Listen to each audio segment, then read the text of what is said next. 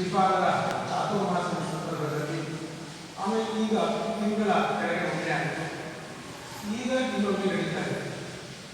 ಇದು ಒಂದು ರೀತಿಯಲ್ಲಿ ಜನರ ಶ್ರೋತೃಗಳು ಮತ್ತು ಮಠ ಇವರ ಸಹಯೋಗದಲ್ಲಿ ನಡೀತಾ ಇರುವಂತಹ ಕಾರ್ಯಕ್ರಮ ಅಂತ ಹೇಳಬೇಕು.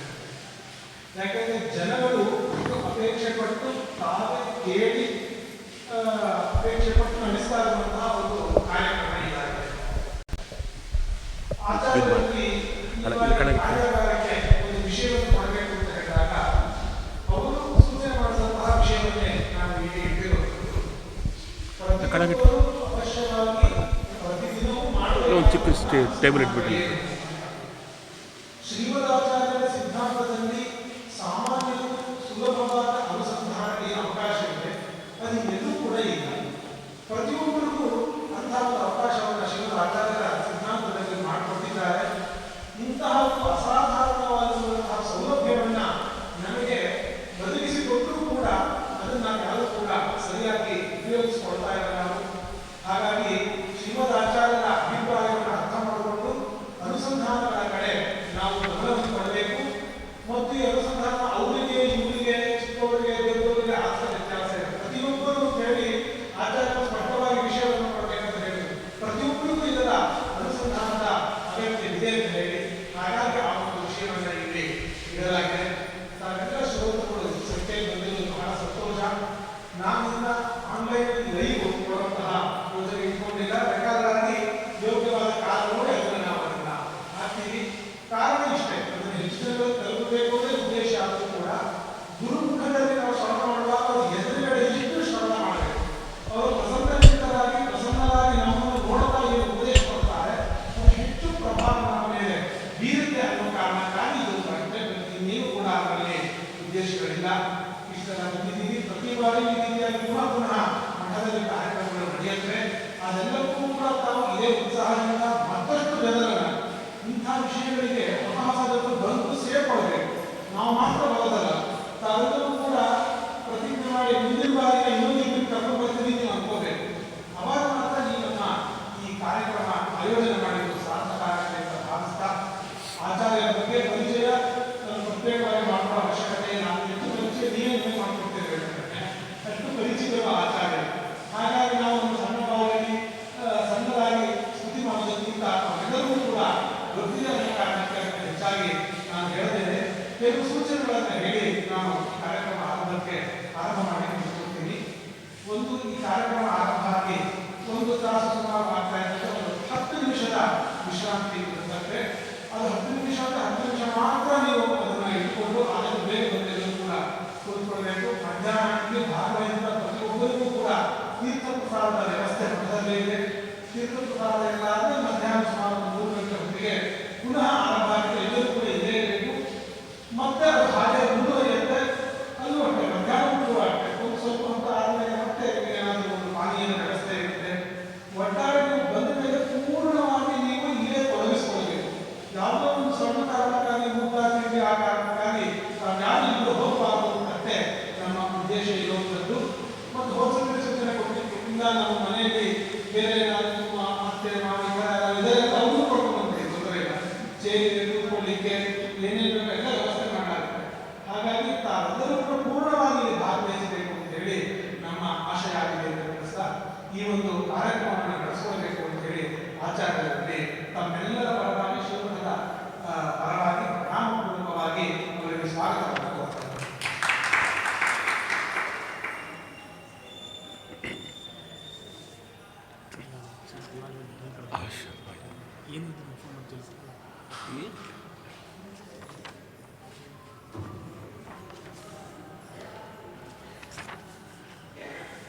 ಶ್ರೀ ಗುರುಭ್ಯೋ ನಮಃ. ಹರಿ ಓಂ.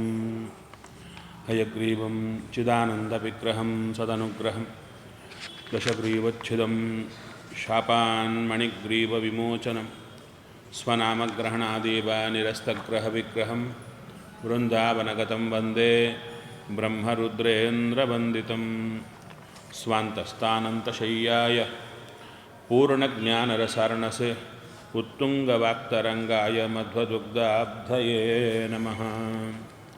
ಗುರುಮಖಿಲಗುಣಜ್ಞಂ ಸದ್ಗುಣೈಕಾಧಿವಾಸಂ ಶಮದಮಪರಿನಿಷ್ಠಂ ತತ್ವನಿಷ್ಠಂ ವರಿಷ್ಠಂ ಸಕಲಸುಜನಶಿಷ್ಟಂ ನಿತ್ಯನಿರ್ಧೂತಕಷ್ಟಂ ಹಯಮುಖಪದನಿಷ್ಠಂ ಮಾಂ ಭಜಂತು ಪ್ರಪನ್ನಾಃ.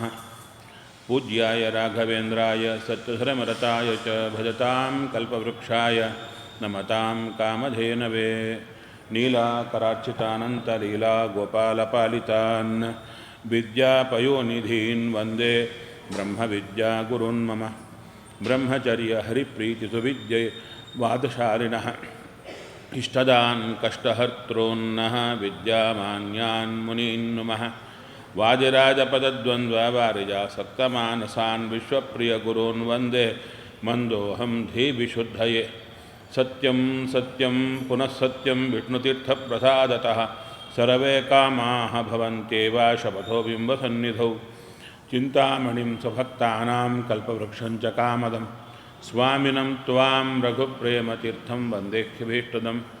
ಅಜ್ಞಾನತಿಮಿರಚ್ಛೇದಂ ಬುದ್ಧಿಸಂಪತ್ಪ್ರದಾಯಕಂ ವಿಜ್ಞಾನವಿಮಲಂ ಶಾಂತಂ ವಿಜಯಾಖ್ಯಗುರುಂ ಭಜೆ. ಶ್ರೀಗುರುಭ್ಯೋ ನಮಃ. ಹರಿ ಓಂ. ಹೋದ ಸಲ ಬಂದವರಿಗಿಂತ ಚೂರು ಜಾಸ್ತಿ ಬಂದಿದ್ದೀರಾ? ಹಾಂ, ಸ್ವಲ್ಪ ಒಂದು 4-5 ಜನ ಜಾಸ್ತಿ ಬಂದಂತೆ ಇದೆ. ಇರಲಿ, ಯಾಕೆ ನನ್ನ ಆಲೋಚನೆ ಇಷ್ಟೆ, ಮತ್ತೆ ಅವರಿಗೆ ಹೊಸದು ಶುರು ಮಾಡಬೇಕಲ್ವ ಅಂತ, ಹೊಸದಾಗಿ ಬಂದವರಿಗೆ. ಆದರೆ ಎಲ್ಲರೂ ಹಳೆಯವರೇ, ಎಲ್ಲರೂ ಪ್ರವಚನಗಳು ಕೇಳಿ ಬಂದವರೇ ನನಗೆ ಕಾಣ್ತಾ ಇದ್ದೀರಾ. ಅದರಿಂದ ಸಬ್ಜೆಕ್ಟಿಗೆ ಹೊಸದಾರೋ ಯಾರಿಲ್ಲ. ಸರಿ, ಒಳ್ಳೆಯದಾಗಿ. ಮೊದಲನೇ ಪ್ರಶ್ನೆ, ಹೋದ ಸಲ ಹೇಳಿಕೊಟ್ಟದ್ದೆಲ್ಲ ನಿತ್ಯ ಮಾಡ್ತಾ ಇದ್ದೀರಾ ಅಂತ ಪ್ರಶ್ನೆ. ಇಲ್ಲ ಅಂತ ಉತ್ತರ. ಮಾಡ್ತಾ ಇದ್ದೀರಾ? ಸರಿ, ಬಹಳ ಏನೇನು ಮಾಡ್ತಾ ಇದ್ದೀರಿ? ಹೋದ ಸಲ ಏನೇನು ಬಂತು? ಒಬ್ಬೊಬ್ಬರು ಒಂದೊಂದು ಹೇಳಿ. ಹಾಂ, ಬೆಳಿಗ್ಗೆ ಎದ್ದ ಕೂಡಲೇ ನಿದ್ರಾ ಸಮರ್ಪಣ. ನಿದ್ರಾ ಸಮರ್ಪಣ ಅಂದರೆ ಅದರಲ್ಲಿ ಕ್ಲಾರಿಟಿ ಹೇಗೆ?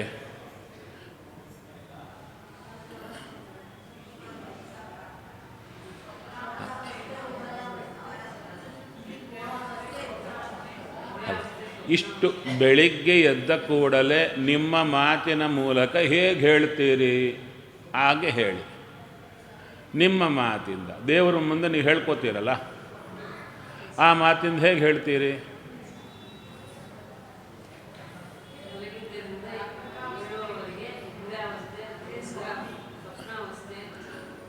ಸೊ ಇಲ್ಲಿ ಏನು ಪ್ರಾಬ್ಲಮ್ ಬರ್ತಾ ಇದೆ, ವೊಕ್ಯಾಬುಲರಿ ಕ್ಲಾರಿಟಿ ಇಲ್ಲ ಅಲ್ವಾ?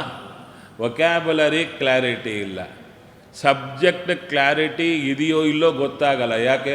ವೊಕ್ಯಾಬುಲರಿ ಕ್ಲಾರಿಟಿ ಇಲ್ಲದಿದ್ದರೆ, ನೀವು ಹೇಳೋದು ಸರಿಯಾಗಿಲ್ಲದಿದ್ದರೆ ನಿಮಗೆ ಕ್ಲಾರಿಟಿ ಇದೆಯೋ ಇಲ್ಲೋ ಅಂತ ಕೇಳೋರಿಗೆ ಡೌಟ್ ಬರುತ್ತೆ, ಹೌದಲ್ವಾ? ಹಾಗಾದರೆ ನಿಮ್ಮ ಮಾತಲ್ಲಿ ಹೇ ಸ್ವಾಮಿ ಬಿಂಬಮೂರ್ತಿ, ಹೌದಾ? ಶುರು ಮಾಡೋದಲ್ಲಿ ಹೇ ಸ್ವಾಮಿ ನೀನು ಏನು ಸ್ವಪ್ನಾವಸ್ಥೆ, ನಂತರ ಯಾವ ಅವಸ್ಥೆ?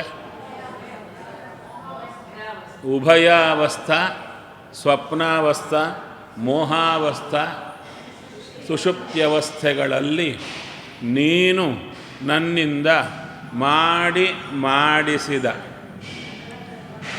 ಮಾಡಿಸಿದ ಅಂದರೆ ಮನಸ್ಸಿನ ಮೂಲಕ ವ್ಯಾಪಾರ ಮಾಡಿಸಿದ್ದೆಲ್ಲವೂ. ಯಾಕೆ? ಉಭಯಾವಸ್ಥೆಯಲ್ಲಿ ಇಂದ್ರಿಯಗಳಿಂದಲೂ ಆಗಿರುತ್ತೆ. ನೀನು ಮಾಡಿಸಿದ ಸಕಲ ವ್ಯಾಪಾರಗಳು ಹಾಗೂ ಬರ್ಕೊಂಡೆ. ಒಳ್ಳೆಯದಾ?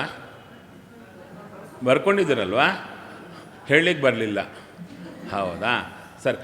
ಯಾಕೆ ಹೇಳ್ತಾ ಇದ್ದೀನಿ ನಾನು, ನಮಗೆ ಪಾಠ ಮಾಡುವಾಗ ಚಿಂತನೆ ಅಂತ ಮಾಡಿಸ್ತಾರೆ. ಮಾರನೇ ದಿನ ನಾವು ಹೇಳಿದ ಪಾಠವನ್ನು ನಾವು ಹೇಳಬೇಕು, ಅವ್ರಿಗೆ ಒಪ್ಪಿಸ್ಬೇಕು. ಅದಕ್ಕೆ ಯಾರ ಖುಷಿ ಬಂದಂತ ಅವ್ರು ಹೇಳಲಿಕ್ಕಿಲ್ಲ. ಆ ಶಬ್ದ ಹೇಗಿದೆ ಅದಕ್ಕೆ ತಕ್ಕಂಥ ವಿಭಕ್ತಿ ಹಾಕಿ ಹಾಗೇ ಬರಬೇಕು. 100 ಜನ ಹೇಳಿದರೂ ಅದೇ ವರ್ಡ್ ಪ್ಯಾಟರ್ನ್ ಬರ್ತಾ ಇರಬೇಕಷ್ಟೇ, ಅಲ್ಲಿ ಮತ್ತು ಆಚೆ ಈಚೆ ಆಗಬಾರ್ದು. ಆ ಥರ ಇದ್ದರೆ ಏನಾಗುತ್ತೆ, ಮುಂದೆ ಇದ್ಯಾಕೆ ಹೇಳ್ತಾ ಇದ್ದೀನಿ, ನಾನು ನಿಮ್ಮ ಮುಂದೆ ಹೀಗೆ ಕೂತು ಹೇಳ್ತೀನಿ ಅಂತ ನಾನು ತುಂಬ ವರ್ಷದ ಕೆಳಗೆ ಅಂದುಕೊಂಡಿದ್ದಿಲ್ಲ. ನಾನು ನಿಮ್ಮಂತೆ, ಅದು ನಮ್ಮ ಸಾಧನೆಯಂತೆ ಇದೆ.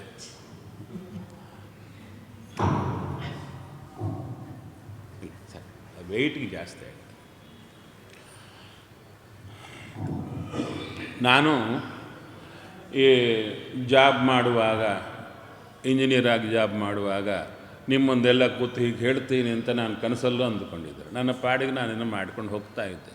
ಸ್ವಾಮಿ ಸೆಳೆದು ತಂದ ಇಲ್ಲಿಗೆ. ಹೌದು ತಾನೆ? ಹಾಗೆ ಮುಂದೆ ನಿಮ್ಮಿಂದ ಯಾವ ಜೀವಿಗೆ ಉಪಕಾರ ಆಗುತ್ತೋ ಗೊತ್ತಿಲ್ಲ, ಆಗಲೇಬೇಕು. ಯಾಕೆ? ಸಾಧನೆ ಎಂಬ ನಾಣ್ಯ ಅದು ಚಲಾವಣೆ ಆಗಬೇಕಾದರೆ ಎರಡು ಮುಖ ಬೇಕು ಒಂದು ನಾಣ್ಯಕ್ಕೆ. ಒಂದೇ ಇದ್ದರೆ ಅದನ್ನು ಪಕ್ಕಕ್ಕೆ ಹಾಕ್ತಾರೆ. ಬರೀ ನಾವು ಕಲಿಯೋದು ಮಾತ್ರ ಇದ್ದರೆ ಸಾಧ್ಯ ಇಲ್ಲ. ಇನ್ನೊಬ್ಬರಿಗೆ ಹೇಳಿಕೊಳ್ಳೇಬೇಕು. ಅಟ್ಲೀಸ್ಟ್ ಒಬ್ಬರಿಗಾದರೂ ನಮಗೆ ಗೊತ್ತಿದ್ದನ್ನು ಅವರಿಗೆ ಅರೆದು ಹಾಕಿ ಅವರನ್ನು ತಯಾರು ಮಾಡಿಟ್ಟು ನಾವು ಪ್ರಾಣ ಬಿಡಲಿಕ್ಕೆ ಅಥಾರಿಟಿ ಬರುತ್ತೆ. ಇಲ್ಲದಿದ್ದರೆ ಎಲ್ಲ ನಾನು ಸತ್ಯವಾಗಿ ಹೇಳ್ತಾ ಇದ್ದೇನೆ, ಏನು ನಮ್ಮ ಪಾಡಿಗೆ ನಾವು ಸಾಧನೆ ಮಾಡ್ಕೊಂಡು ಕಣ್ಣು ಮುಚ್ಚಿಬಿಡೋಣ ಅಂದರೆ ಇಲ್ಲ, ದೇವರು ಒಪ್ಪಲ್ಲ. ಯಾಕೆ? ಇಷ್ಟು ನಿಮಗೆ ಸಾಧನೆ ಮಾಡಲಿಕ್ಕೆ ಅವಕಾಶ ಕೊಟ್ಟ ಮೇಲೆ ನಿನ್ನಿಂದ ಇನ್ನೊಬ್ಬರಿಗೆ ಉಪಕಾರ ಆಗದಿದ್ದರೆ ಹೇಗೆ? ಆದ್ದರಿಂದ ನೀವೇ ಹುಡುಕಿ. ನಿಮ್ಮ ಮಾತು ಕೇಳಿ ನಿಮ್ಮಂತೇನೆ ಅನುಷ್ಠಾನ ಮಾಡೋರು ಒಬ್ಬರು ಸಿಗ್ತಾರಾ ಅಂತ ಹುಡುಕಿದರೆ ಅವರಿಗೆ ನೀವು ಕಲ್ತದ್ದೆಲ್ಲ ಹೇಳಿಕೊಡ್ತಾ ಬನ್ನಿ.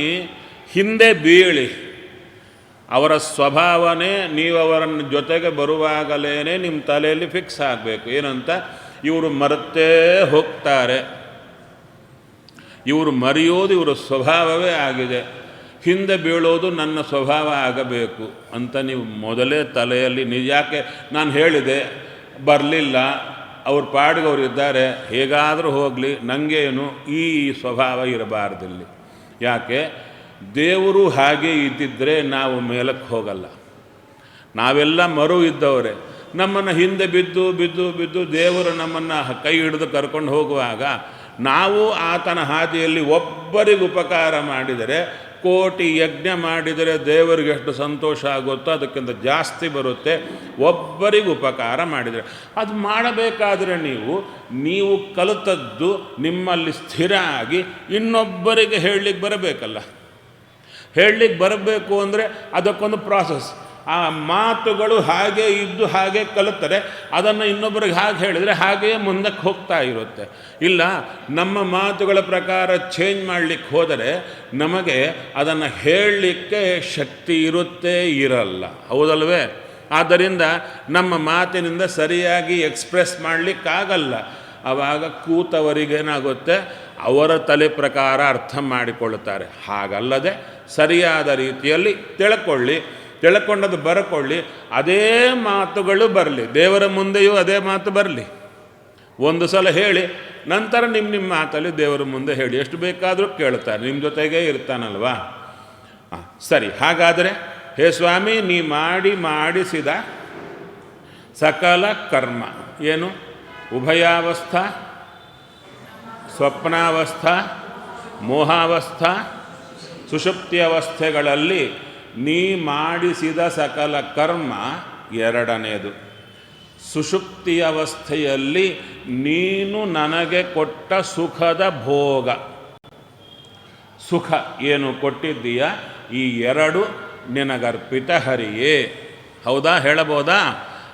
ಆ ಥರ ಬರ್ಕೊಂಡಿದ್ದೀರಾ? ಅದೇ ಥರ ಬರ್ಕೊಂಡಿದ್ದೀರಾ? ಸರಿ, ಹಾಗಾದರೆ ಸರಿ. ನಂತರ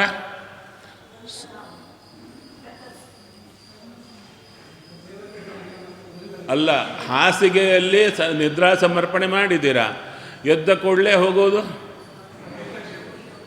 ಮಲಮೂತ್ರ ವಿಸರ್ಜನೆಗೆ ಹೋಗೋದು ತಾನೇ. ಅದು ಆ ಭಾಗ ಹೋಗಿದೆಯಾ? ಮಲಮೂತ್ರ ವಿಸರ್ಜನೆಗೆ ಹೋಗ್ತೀರಲ್ಲ, ಮಲಮೂತ್ರ ವಿಸರ್ಜನೆಗೆ ಹೋದರೆ ಅದಕ್ಕಿಂತ ಮೊದಲೇನ ಎದ್ದ ಕೂಡಲೇ ಅಲ್ಲಿಗೆ ಹೋಗುತ್ತಾನೆ. ಮಲಮೂತ್ರ ವಿಸರ್ಜನೆ ಕಾಲಕ್ಕೆ ಏನು ಅನುಸಂಧಾನ? ಹಾಂ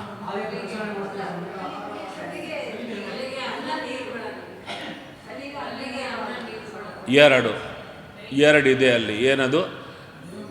ನಿನ್ನ ಮಂದಿರವಿದು, ಈ ಮಂದಿರವನ್ನು ಪ್ರಕ್ಷಾಳನೆ ನೀನೇ ಮಾಡಿಸ್ತಾ ಇದ್ದೆ. ಪ್ರತಿಯೊಂದು ಕಡೆ ನೀವು ಸಿಗ್ನೇಚರ್ ಮಾಡೋ ಕಾಲಕ್ಕೆ ಹೇಗೆ ಮಾಡ್ತೀರಾ?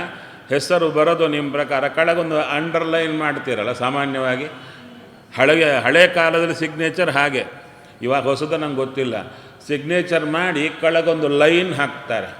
ಲೈನ್ ಹಾಕೋದು ಯಾಕೆ ಅಂದರೆ ಆ ಲೈನ್ ಬೇರೆಯವರು ಕಾಪಿ ಮಾಡಲಿಕ್ಕಾಗಲ್ಲ. ಒಬ್ಬರು ಹಾಕಿದ ಲೈನ್ ಇನ್ನೊಬ್ಬರು ಥರ ಮಾಡಲಿಕ್ಕಾಗಲ್ಲ. ಆದ್ದರಿಂದ ಸಿಗ್ನೇಚರ್ ಏನು?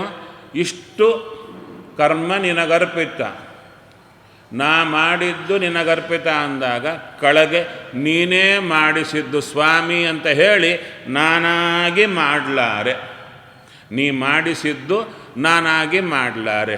ಇಷ್ಟು ಸ್ಪಷ್ಟ ಅನುಸಂಧಾನ ಪ್ರತಿಯೊಂದು ಕಡೆ ಇರಬೇಕು. ಸರಿ, ನಂತರ ಈ ದೇಹದ ಪ್ರಕ್ಷಾಳನೆ ಅಂದರೆ ವಿಶೇಷವಾದ ಕಸವನ್ನೆಲ್ಲ ತೆಗೆದು ಹಾಕೋದಾಗ್ತಾ ಇದೆ.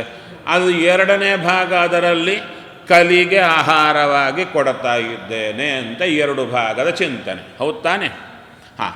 ನಂತರ ದಂತಧಾವನ. ದಂತಧಾವನ ಕಾಲಕ್ಕೆ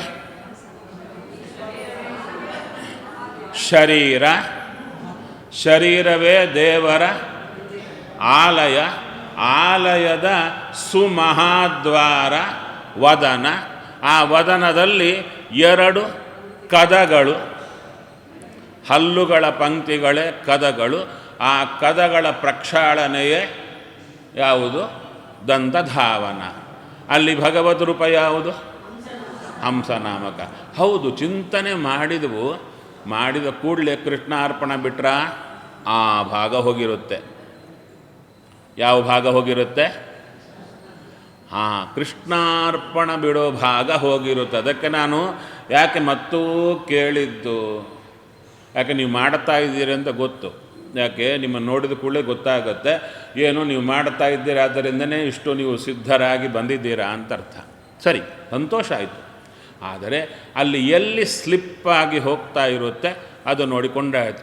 ಒಟ್ಟಾರೆ ಇಲ್ಲಿ ಏನು, ಪ್ರತಿಯೊಂದು ಕರ್ಮ ನಾವು ಮಾಡಿದ್ದು ಆ ಮಾಡಿದ ಕೂಡಲೇ ಕೃಷ್ಣಾರ್ಪಣ ಬಿಡೋದು ಅನ್ನೋದು ಕಲಿಯಬೇಕು. ಯಾವುದೇ ಆಗಲಿ ಆ ಸಣ್ಣ ಕೆಲಸ ಆಗಿರಬಹುದು, ದೊಡ್ಡ ಕೆಲಸ ಆಗಿರಬಹುದು, ಸಣ್ಣ ಕೆಲಸ ಆಗಿರಬಹುದು, ದೊಡ್ಡದಾಗಿರಬಹುದು, ಗಟ್ಟಿಯಾಗಿ ಹೇಳಬೇಕಾದ ಅವಶ್ಯಕತೆ ಇಲ್ಲ, ಮನಸ್ಸಲ್ಲೇ ಹೇಳಿಕೊಂಡ್ರೆ ಆಯಿತು. ಹೌದಾ? ಹಾಗಾದರೆ ದಂತಧಾವನ ಮಾಡಿದ ಕೂಡಲೇ ಅನುಸಂಧಾನ ಮಾಡುತ್ತಾ ಇದ್ದೀರಾ? ಮಾಡೋ ಕಾಲಕ್ಕೆ ಮಾಡುತ್ತಾ ಇದ್ದೀರಾ, ಸ್ವಾಮಿ ಇದು ನನಗರ್ಪಿತ. ಅಲ್ಲೇ ಯಾಕೆ ಹಾಗೆ ಅವಾಗವಾಗೇ ದೇವರಿಗೆ ಕೃಷ್ಣಾರ್ಪಣ ಬಿಡಬೇಕು ಅಂತ? ಯಾಕೆ ಅಂದರೆ ನಾವು 7 ವಿಧದನ್ನವ ತಿಳಿದು ಕೋವಿದ ರಾಸ್ಯದಿಂದಲಿ 7 ರೀತಿಯಾದ ಅನ್ನವನ್ನು ನಾವು ಕೊಡಬೇಕು. ಅದರಲ್ಲಿ ದೇವತೆಗಳಿಗೆ ಸ್ವಾಹಾಕಾರದಿಂದ ಕೊಡಬೇಕು, ಪಿತೃಗಳಿಗೆ ಸ್ವಧಾಕಾರದಿಂದ ಕೊಡಬೇಕು, ನಂತರ ಪಶು ಪಕ್ಷ್ಯಾದಿಗಳಿಗೆ ತೃಣ ಜಲ ಕೊಡಬೇಕು, ನಂತರ ಮನುಷ್ಯರಿಗೆ ಅನ್ನಾದಿಗಳನ್ನು ಕೊಡಬೇಕು, ನಂತರ 3 ವಿಧದನ್ನ ದೇವರಿಗೆ ಕೊಡಬೇಕಂತೆ. ಅನಿಲನೊಳಗಿರುವ ದೇವರಿಗಿದನ್ನವೆಂದರ್ಪಿಸು. ಯಾವುದು? ಮಾನಸಿಕ, ವಾಚಿಕ, ಕಾಯಿಕ ಕರ್ಮಗಳೆಲ್ಲ ದೇವರಿಗೆ ಅರ್ಪಿತ. ಆ ಅರ್ಪಿತ ಅಂತ ಹೇಳೋ ಕಾಲಕ್ಕೆ ಆ ಅರ್ಪಣೆ ಯಾವಾಗ ಮಾಡಬೇಕು? ಹೋದ್ಸಲ ಹೇಳಿದೆ, ಸಾರಾಸಗಟಾಗಿ ಒಂದೇ ಸಲ ಮಾಡಿದರೆ ಆಗಲ್ಲ. ಅದು ದೇವರಿಗೆ ಅನ್ನ. ಯಾವಾಗ ಮಾಡ್ತೀವೋ ಆವಾಗವಾಗ ಕೃಷ್ಣಾರ್ಪಣ ಬಿಸಿ ಬಿಸಿಯಾಗಿ ಕೊಡಬೇಕು ಅನ್ನ. ಹೌದಲ್ವೋ? ತಣ್ಣಂದು ಕೊಡ್ತೀರಾ? ಇಲ್ಲ. ಆದ್ದರಿಂದ ದಂತಧಾವನ ಆದ ಕೂಡಲೇ ಅದನ್ನು ಸಮರ್ಪಣೆ ಮಾಡೋಣ. ಇವಾಗೊಂದು ಪಾಯಿಂಟ್ ಮಿಸ್ ಆಗಿದ್ದು ಬಂತಲ್ವ, ಅದನ್ನು ಕಂಟಿನ್ಯೂ ಮಾಡಬೇಕೆಲ್ಲ ಕಡೆ. ನಂತರ ಮಾಡೋದು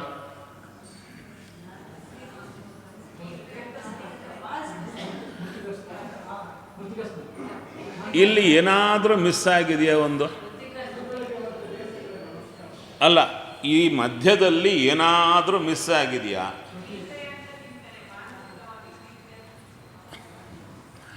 ಅಲ್ಲ, ಇನ್ನು ಹಲ್ಲು ತಿಕ್ಕಿ ಹೋಗ್ತಾ ಇದೆ.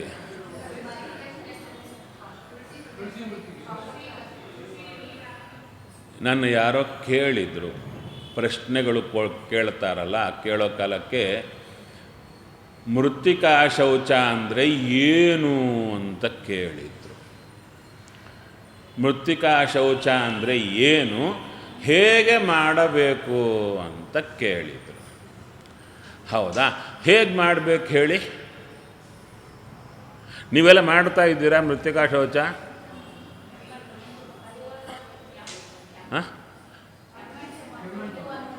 ಅಲ್ಲ, ಒಂದು ನಿಮಿಷ ಅಲ್ಲಿ ಅನುಸಂಧಾನ ಮತ್ತಕ್ಕೆ ಬರೋಣ. ಮಾಡೋದೇನು ಮಾಡ್ತಾ ಇದ್ದೀರಾ ಅಂತ ಕೇಳಿದೆ. ಮೃತ್ತಿಕಾ ಶೌಚ ಅಂದರೆ ಚೂರು ಕೆಮ್ಮಣ್ಣಿರುತ್ತೆ, ಹೌದಲ್ವಾ? ಕೆಮ್ಮಣ್ಣೇ ಅಲ್ಲ, ಶುದ್ಧವಾದ ಮಣ್ಣಿದ್ದರೆ ಸಾಕು.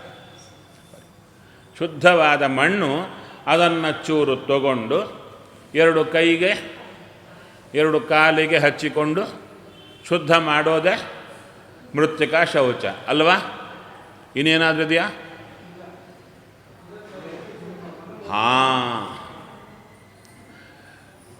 ಇದು ಯಾರನ್ನು ಕೇಳಬೇಕು? ಮೃತ್ತಿಕಾ ಶೌಚ ನಾವು ಮಾಡಿದರೂ ಮಾಡದಿದ್ದರೂ ನಡೆಯುತ್ತೆ. ನಮಗೆ ಮಾಡಿದರೂ ಮಾಡದಿದ್ದರೂ ನಡೆಯುತ್ತೆ. ಮನೇಲಿದ್ದರೆ ಮಾಡ್ತೀವಿ, ಹಾದಿಯಲ್ಲಿ ಹೋಗೋ ಕಾಲಕ್ಕೆ ಮಾಡಲ್ಲ. ಎಲ್ಲಾದರೂ ಇದನ್ನು ಬಿಡದೇ ಮಾಡೋರು ಯಾರಾದರೂ ಕಾಣಿಸ್ತಾರೆ ನಿಮಗೆ? ಮುಸ್ಲಿಮ್ಸ್. ಅವರು ಚಿಕ್ಕ ಹುಡುಗರಿಗೆ ಹೇಳಿಕೊಟ್ಟಿರ್ತಾರೆ ನೋಡಿ, ಅವನು ಮೂತ್ರಕ್ಕೆ ಹೋಗಬೇಕಾದ್ರೆ ಹೀಗೆ ನೋಡ್ತಿರ್ತಾನವನು.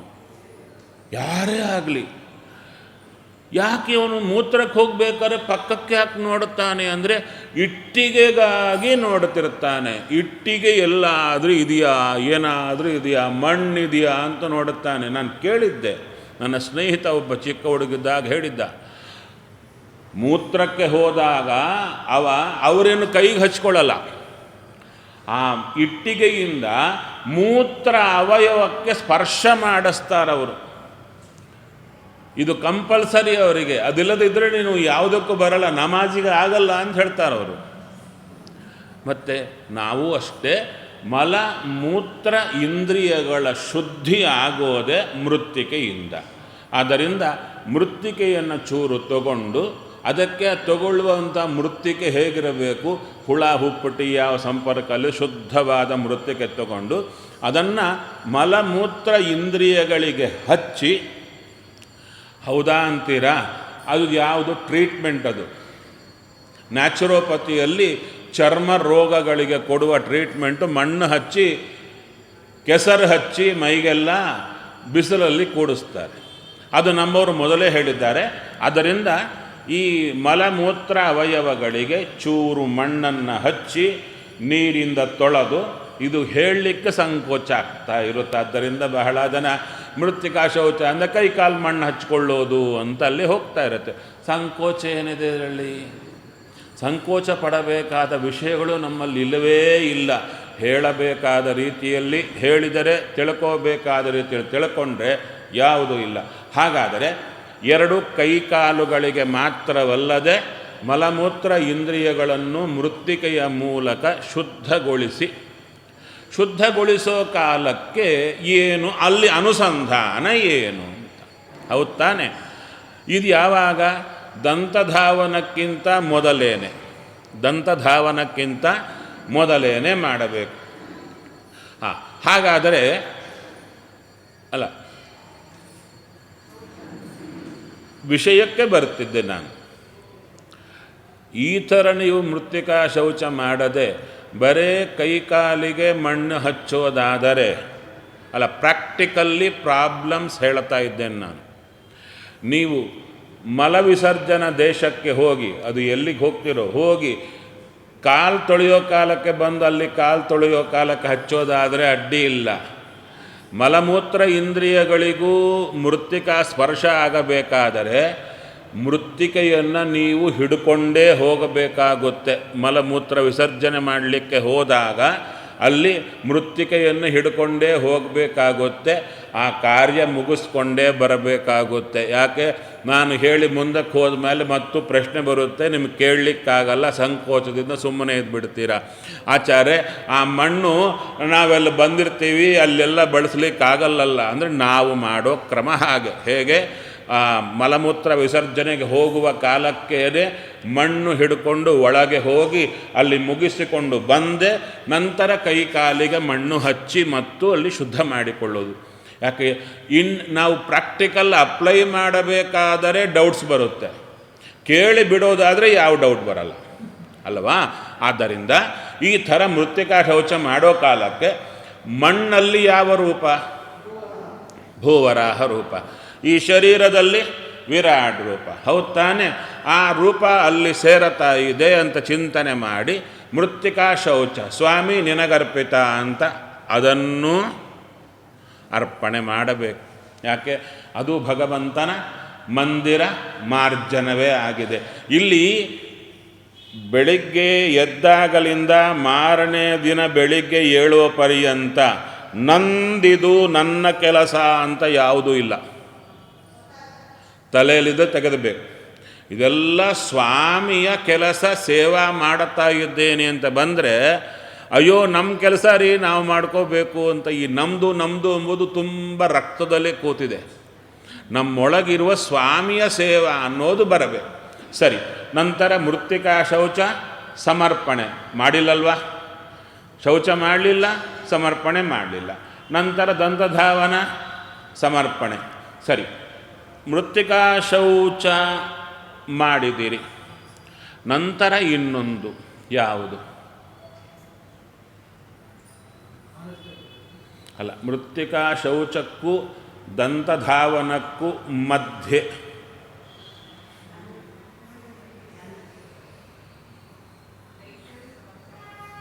ಏನಮ್ಮ?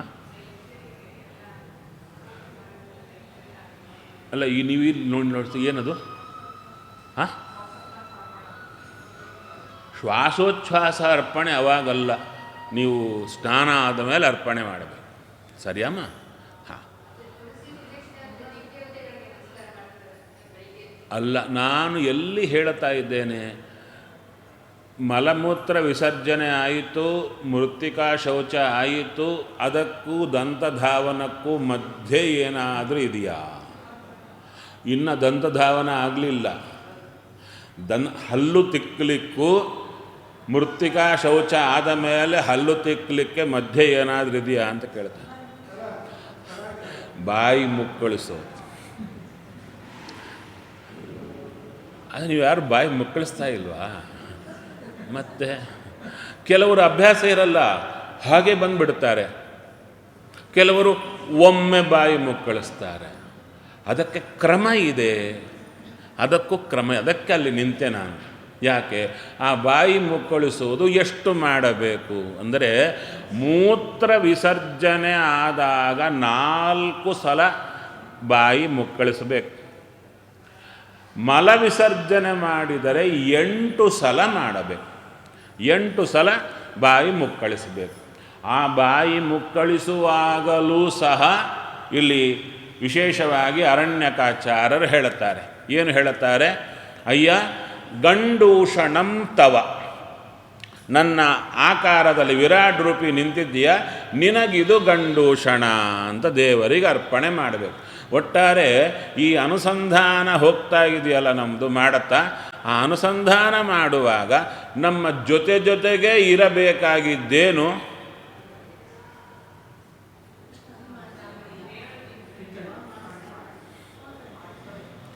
ನಮ್ಮ ಸುತ್ತೇ ಒಬ್ಬನಿದ್ದಾನೆ, ಅವನೇ ಮಾಡಿಸ್ತಾ ಇದ್ದಾನೆ ಎಂಬ ಎಚ್ಚರ ಅಲ್ವಾ?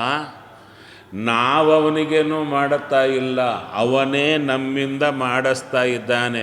ನಮ್ಮ ಕೈಯಲ್ಲಿ ಕೈ, ಕಾಲಲ್ಲಿ ಕಾಲು ಇಟ್ಟು ಅವನು ನಿಂತಿದ್ದಾನೆ ಎಂಬ ಕಾನ್ಸೆಪ್ಟ್ ತಲೆಯಲ್ಲಿ ಸದಾ ಹೊಡಿತಾ ಇರಬೇಕು. ಹಲ್ಲು ತಿಕ್ಕಿದ್ರೂ ಅವನೇ ಮಾಡಿಸ್ತಾ ಇದ್ದಾನೆ, ಏನಿದ್ರೂ ಅವನೇ ಮಾಡಿಸ್ತಾ ಇದ್ದಾನೆ ಎಂಬುದು ಮನಸ್ಸಿನಲ್ಲಿ ಸದಾ ಬರ್ತಾ ಇರಬೇಕು. ಅದು ಬರಲಿಕ್ಕೆ ಈ ಪ್ರಾಸೆಸ್. ಯಾವುದು? ದೇವರು ನಮ್ಮ ಸುತ್ತು ಸದಾ ನಮ್ಮ ಜೊತೆಗಿದ್ದಾನೆ ಎಂಬ ಅನುಸಂಧಾನ ಸದಾ ಬರೋದು ಇದರ ಪರ್ಪಸ್. ಅದಕ್ಕಾಗಿ ಇಷ್ಟೆಲ್ಲ ಮಾಡುತ್ತಾ ಇದ್ದೇವೆ. ಆಯಿತಾ? ಹಾಗಾದರೆ ನೀವು ಏನು ಮಾಡುತ್ತಾ ಇದ್ದರೂ ಅವನೇ ಮಾಡಿಸ್ತಾ ಇದ್ದಾನೆ, ಅವನೇ ಹಲ್ಲು ತೆಕ್ಕಿಸ್ತಾ ಇದ್ದಾನೆ, ಅವನೇ ಮೃತ್ತಿಕಾ ಶೌಚ ಮಾಡಿಸ್ತಾ ಇದ್ದಾನೆ ನನ್ನಿಂದ ಎಂಬುದು ಇಟ್ಸ್ ಎ ಕಂಪಲ್ಸರಿ ಥಿಂಗ್. ಪ್ರಾಯಶಃ ಅದು ಮರ್ತೋಗಿರುತ್ತೆ ಅಲ್ವಾ? ಅದೊಂದು ಮರ್ತು ಹೋಗಿರುತ್ತೆ. ಎದ್ದಿರ್ತೀವಿ, ನಿದ್ರಾಸಮ ನಿನಗರ್ಪಿತ ಎಲ್ಲ ನಿನಗರ್ಪಿತ. ಕರೆಕ್ಟೇ ಅಂದಯ್ಯ, ಮಾಡಿಸಿದ್ದು ಯಾರು ಅಂತ. ಅದು ಬಿಟ್ಟಿಯಲ್ಲೋ, ನೀ ಮಾಡಿಸಿದ್ದು ನಿನಗರ್ಪಿತ ಅಂಬೋದೇ ಬಿಟ್ಟಿಯಲ್ಲ. ನಾ ಮಾಡಿದೆ ನೀನು ತಗೋ, ನಾ ಮಾಡಿದೆ ನೀನು ತಗೋ, ಪರ್ಪಸ್ಸೇ ಡಿಫೀಟ್ ಆಯಿತು ಅಂದರು ಅಲ್ಲವೇ? ಆದ್ದರಿಂದ ಏನು ಬೇಕು? ಅವನೇ ಮಾಡಿಸ್ತಾ ಇದ್ದಾನೆ ಅಂಬೋದು ಬರಲಿಕ್ಕಾಗಿ ಇಷ್ಟು ಕಷ್ಟಪಡ್ತಾ ಇರೋದು. ಅದು ಅರ್ಥ ಆಯ್ತಲ್ವಾ? ಅದು ಮಿಸ್ ಆಗಿದೆಯಲ್ವಾ? ಮೇಯ್ನ್ ಅದು ಮಿಸ್ ಆಗಿದೆ. ಅವನೇ ಮಾಡಿಸ್ತಾ ನಮ್ಮ ಇಷ್ಟೇ. ನೀವು ಇಂಗ್ಲೀಷಲ್ಲಿ ಹೇಳಬೇಕಾದ್ರೆ you should feel his existence always with you. ನಿಮ್ಮ ಜೊತೆಗೆ ಇದ್ದವನು ಮಾಡಿಸ್ತಾ ಇದ್ದಾನೆ ಅಂತ ಆ ಫೀಲಿಂಗ್ ಬರ್ತಾ ಇರಬೇಕು. ಅದು ಬರದಿದ್ದರೆ ಇದೆಲ್ಲ ವೇಸ್ಟ್, ಸುಮ್ಮನೆ ಟೈಮ್ ವೇಸ್ಟ್ ಪ್ರಾಸೆಸ್. ಸುಮ್ಮನೆ ಏನೋ ಕಾಫಿ ಕೊಡ್ಕೊಂಡು ಸಂತೋಷವಾಗಿ ಏನೋ ಟಿ ವಿ ನೋಡ್ಕೊಂಡು ಸಂತೋಷವಾಗಿ ಇರ್ಬೋದಾಗಿತ್ತು. ಇಷ್ಟು ಕಷ್ಟಪಟ್ಟು ಅವನೇ ನಮ್ಮ ಜೊತೆಗಿದ್ದು ಮಾಡಿಸ್ತಾ ಇದ್ದ ನಿಮ್ಮ ಮೈನ್ ಸ್ಟ್ರೀಮೇ ತಪ್ಪಿ ಹೋದರೆ ಹೇಗೆ ಅಲ್ವಾ? ಸರಿ, ಮುಂದಕ್ಕೆ ಹೋದರೆ ಗಂಡೂಷಣ ನೋಡಿ, ಇಲ್ಲಿ ಎಲ್ಲಿ ಬರುತ್ತೆ? ತುಂಬ ಹೇಳಿದೆ ಹೋದ ಸಲ. ದೇವರಿಗೂ ದ್ವಾರಕೆಯಲ್ಲಿ ಹಲ್ಲು ತೆಕ್ಕಿಸ್ತಾರೆ, ಅವನಿಗೂ ಮುಖ ತೊಳಿಸ್ತಾರೆ. ಬೆಳಿಗ್ಗೆದ್ದೆಲ್ಲ ಕಾರ್ಯಕ್ರಮ ಇರುತ್ತೆ, ಹೌದಾ? ನಿಮಗೊಂದು ವೇಳೆ ದ್ವಾರಕೆಯಲ್ಲಿ ಬಿಟ್ಟರೆ, ಬೆಳಿಗ್ಗೆಯಿಂದ ಪೂಜೆ ಮಾಡಿದ್ರೆ ಅಂದರೆ ನೀವು ಹೋಗಿ ದೇವ್ರಿಗೆ ಹಲ್ಲು ತಿಕ್ತೀರಿ. ದೇವ್ರದ್ದು ಹಲ್ಲು ತಿಕ್ಕಬೇಕಾ? ಬೇಡಲ್ಲ. ನೀವು ದೇವರಿಗೆ ಹಲ್ಲು ತಿಕ್ಕಿ ಮುಖ ತೊಳಿಸಿ ಎಲ್ಲ ಮಾಡಿಸ್ಲಿಕ್ಕಾಗತ್ತಾ? ಅಲ್ಲಿ ಅರ್ಚಕರೇ ಮಾಡಿಸ್ತಾರೆ ಅಂದರು. ಆ ಕೃಷ್ಣ ಅಂದ, ಅಲ್ಲಿ ಹಿಂಗೆ ನೋಡ್ಲಿಕ್ಕಾಗಲ್ಲ, ನೀನು ಸುತ್ತೇ ಇದ್ದೀನಿ, ನನಗೂ ಮಾಡಿಸೋ ಅಂದ. ನಂಗೂ ಮತ್ತೆ ಬೇರೆ ಮಾಡಿಸ್ಬೇಕಾ? ಆ ಹಲ್ಲು ತಿಕ್ಕೋ ಕಾಲಕ್ಕೆ ಅವನೂ ಇದ್ದಾನೆ, ನಿಂಗೂ ನನಗೂ ಅಂದ್ರೆ ಆಯ್ತಲ್ವ? ಪ್ರತಿಯೊಂದು ಇಬ್ಬರು 1/2 ಇಬ್ಬರಿಗೂ ಆಗ್ತಾ ಇದೆ. ಆ ಪಾರ್ಟ್ ಹೋಗಿದೆ ಅಲ್ವಾ? ಆ ಪಾರ್ಟ್ ಮೇಯ್ನ್ ಬರಬೇಕಾಗಿದ್ದೇ ಅದು. ನನ್ನ ಜೊತೆಗೆ ಇದ್ದೀಯಾ, ನಿನಗೆ ಹಲ್ಲು ತಿಕ್ಕಬೇಕಾಗಿಲ್ಲ, ನಿನಗೆ ಸೇವೆ. ಅವ್ನು ನಿದ್ದೆ ಬರುತ್ತಾ? ಮತ್ತು ದೊಡ್ಡ ಬಂಗಾರದ ತೊಟ್ಲ ಹಾಕಿ ತೂಗ್ತಾರೆ. ನಿದ್ದೆ ಬರೋವರಿಗೆ ಜಮಖಾನೆ ಕೊಡ್ತಾರೆ, ನಿದ್ದೆ ಬರ್ದಂಗಿದ್ದವನಿಗೆ ಹಾಸಿಗೆ ಹಾಕ್ತಾರೆ. ಇದೇನೋ ಅಲ್ವಾ? ಆದ್ದರಿಂದ ಅವನಿಗೆ ಬೇಕಾಗಿಲ್ಲ, ನಮಗಾಗಿ ಕೊಡು. ಹೌದು ತಾನೆ? ಹಾಗಾದರೆ ಇದು ಮಾಡೋ ಕಾಲಕ್ಕೆ ನಿನಗೆ ಅಂತ ಪ್ರತಿಯೊಂದು ಬರಲಿ. ಹಾಂ, ಒಂದು ಸಣ್ಣ ವಿಚಾರ ಹೇಳ್ತೇನೆ. ಗೋಪಿ ಯಶೋಧಾದೇವಿ ಕೃಷ್ಣ ಇಲ್ವಾ? ಇದ್ದಾಗ ಅವನು ದೇವ್ರ ಥರ ಇದ್ದ, ಮಗು ಥರ ಇದ್ನಲ್ಲ. ಮಗು ಥರ ಇದ್ದಾಗ ಬೆಳಿಗ್ಗೆ ಎದ್ದ ಕೂಡಲೇ ಅವನು ಚಿಕ್ಕ ಕೂಸಿದ್ದಾಗ 1-2 ಮಾಡ್ತಿದ್ನೋ ಇಲ್ಲೋ? ಕೇಳಿದೆ, ನಂಗೆ ಗೊತ್ತಿಲ್ಲ. ಮಾಡ್ತಿದ್ನೋ ಇಲ್ವೋ? ಮಾಡಿದಾಗ ಆಕೆ ತೊಳಸ್ತಾ ಇದ್ಲಾ ಇಲ್ವಾ? ಅಲ್ಲ, ಇದೇನು ಸಬ್ಜೆಕ್ಟು ಅಂತ ಕೇಳ್ತೀರಾ? ಅದೇ ಹೇಳ್ತಾ ಇದ್ದೀನಿ ನಾನು ಅಲ್ವಾ? ತೊಳಸ್ತಾ ಇದ್ಲಾ ಇಲ್ವಾ? ಅವನಿಗೆ ಏನಾರು ಬೇಕಾ? ನಮ್ಮನ್ನು ಉದ್ಧಾರ ಮಾಡಲಿಕ್ಕೆ ತಗೊಳ್ಳಿಲ್ವಾ ಆಕೆ ಕೈಯಿಂದ? ಮತ್ತು ನಮ್ಮ ಆಕಾರದಲ್ಲಿ ದೇವರಿದ್ದಾರೆ. ಹಾಗಾದರೆ ಎಲ್ಲವೂ ಅವನಿಗೆ ಅಂತ ನಾವು ಮಾಡಬಹುದಾ? ಪ್ರತಿಯೊಂದು ಕ್ರಿಯೆ ಬೆಳಿಗ್ಗೆ ಎದ್ದಾಗಲಿಂದ ಎಲ್ಲ ನನಗೂ ಅಂತ ಮಾಡಿದ್ರೆ ಅವನು ಸ್ವೀಕಾರ ಮಾಡುತ್ತಾನೆ. ಆ ಭಾಗ ಮಿಸ್ ಆಗಿದೆ, ಹೌದಲ್ವೋ? ಆ ಭಾಗ ಮಿಸ್ ಆಗಿದೆ. ಮೃತ್ತಿಕಾ ಶೌಚವೂ ಅವನಿಗೆ ಮಾಡಿಸ್ತಾರೆ. ದ್ವಾರಕೆಯಲ್ಲಿ ಮೃತ್ತಿಕಾ ತಂದು ದೇವರ ಕೈಗೆ ಹಚ್ತಾರೆ, ಎಲ್ಲ ಮಾಡ್ತಾರಲ್ಲಿ. ಮತ್ತು ನಮ್ಮ ಸುತ್ತೇ ದೇವರಿದ್ದಾರೆ, ನಾವು ಹೇಗೂ ಮಾಡ್ಕೋಬೇಕು. ನಾವು ಮಾಡೋ ಕಾಲಕ್ಕೆ ಅವನಿಗೂ ಆಗುತ್ತೆ, ಎಲ್ಲವೂ ಅವನಿಗೂ ಮಾಡ್ಬೋದಲ್ವಾ? ಹಾಗಾದರೆ ಏನಾಯಿತು ನಿಮಗೆ? ದೇವರ ಸೇವಾ ಎಲ್ಲಿಂದ ಶುರುವಾಯಿತು? ಬೆಳಿಗ್ಗೆ ಎದ್ದಾಗಲಿಂದಲೇ ಷೋಡಶೋಪಚಾರ ಪೂಜಾ ದೇವರು ಶುರು ಆಗಿಬಿಟ್ಟಿದೆ ಅಲ್ಲವಾ? ಮಡಿಬೇಕಲ್ಲ ಅದಕ್ಕೆ. ಅವನ ನೆನಪೇ ಮಾಡಿ, ಅವನ ವಿಸ್ಮರಣೆಯೇ ಶುದ್ಧ ಮೈಲಿಗೆ. ಅವನ ನೆನಪೇ ಮಾಡಿ. ಅಲ್ವಾ? ಆದ್ದರಿಂದ ನಾವು ಮಡಿಯಲ್ಲಿದ್ದೇ ಶುದ್ಧ ಮೈಲಿಗೆಯಲ್ಲಿರ್ತೀವಿ, ದೇವರನ್ನೇ ಮರ್ತಿರ್ತೀವಿ, ಮಡಿ ಹುಟ್ಟೇ ಇರ್ತೀವಿ. ಮತ್ತು ಆದ್ದರಿಂದ ದೇವರ ನೆನಪು ಎದ್ದ ಕೂಡಲೇ ಬಂದರೆ ಶುದ್ಧರಾಗಿ ನಾವು. ನಂತರ ಮಿಕ್ಕದ್ದೆಲ್ಲ ದೇವರ ಸೇವಾ ನಡೆಯುತ್ತಾ ಇದೆ. ಈ ಪಾರ್ಟ್ ಮಿಸ್ ಆಗಿತ್ತು, ಹೌದಾ? ಅಂದರೆ ಮೆಂಟಲ್ಲಿ ದೇವರ ಜೊತೆಗೆ ಕನೆಕ್ಟ್ ಆಗುವಂಥ ಪಾರ್ಟ್ ಮಿಸ್ ಆಗಿತ್ತು. ಸರಿ ಅಲ್ಲ, ಕ್ಲಾರಿಟಿ ಬರ್ತಾ ಇಲ್ವಾ? ಕ್ಲಾರಿಟಿ ಬಂತಲ್ವಾ? ರೈಟ್. ನಂತರ ಗಂಡೂಷಣ ದೇವರಿಗೆ ಅಂತ ಮಾಡಿದ್ದಾಯಿತು, ನಂತರ ಹಲ್ಲು ತಿಕ್ಕಿದ್ದಾಯಿತು, ನಂತರ ತುಳಸಿ ಮೃತ್ತಿಕೆಯನ್ನು ಧಾರಣೆ ಮಾಡಬೇಕು. ಮೃತ್ತಿಕಾ ಶೌಚಕ್ಕೆ ತುಳಸಿ ಮೃತ್ತಿಕೆಯನ್ನು ಬಳಸಬಾರದು. ಅದೊಂದು ಕ್ವಶನ್ ಹಾಕಿದ್ರು, ಭಾಳ ಜನ ಅದೇ ಮಾಡಿಬಿಡುತ್ತೆ. ಮೃತ್ತಿಕಾ ಶೌಚ ಅಂದರೆ ತುಳಸಿ, ಹೌದು, ತುಳಸಿ ಮೃತ್ತಿಕೆಯಿಂದನೇ ಕೈಕಾಲು ಹಚ್ಕೊಳ್ಳೋರು ಇದ್ದಾರೆ ಗೊತ್ತಿಲ್ಲದೆ. ತುಳಸಿ ಮೃತ್ತಿಕಾ ಹಣೆಯಲ್ಲಿ ಧಾರಣೆ ಮಾಡಲಿಕ್ಕಷ್ಟೇ ಹೊರತು ಅದು ಕೈಕಾಲಿಗೆ ಹಚ್ಕೊಳ್ಳಿಕ್ಕಲ್ಲ. ನಂತರ ವಿಶೇಷವಾಗಿ ಮೃತ್ತಿಕಾ ಶೌಚ ಆಯಿತು, ದಂತಧಾವನ ಆಯಿತು, ಮೃತ್ತಿಕಾ ಧಾರಣೆ ಮಾಡಿಕೊಂಡಿದ್ದೀರಾ, ಚೂರು ಬಂದು ಕೂಡಬೇಕು. ಕೂಡ್ತಾ ಇದ್ರೆ ಹಾಗೆ ಸ್ನಾನಕ್ಕೆ ಹೋಗ್ತಾ ಇದ್ದೀರಾ, ಚೂರು ಕೂಡಬೇಕು. ಚೂರು ಕೂತು ಅಲ್ಲಿ ಏನು ವಿಶೇಷವಾಗಿ ಚಿಂತನೆ ಶುರು ಮಾಡಬೇಕು, ಚಿಂತನೆ ಶುರು ಮಾಡಿಕೋಬೇಕು. ಅಲ್ಲಿ ಏನು ಮಾಡಬೇಕು? ಮಾನಸಿಕ ಧ್ಯಾನ ಸ್ನಾನ ಮಾಡಬೇಕು. ಧ್ಯಾನ ಮಾಡಲಿಕ್ಕೆ ಶುರು ಮಾಡಬೇಡಿ, ಮಾನಸಿಕ ಸ್ನಾನ ಮಾಡಿ.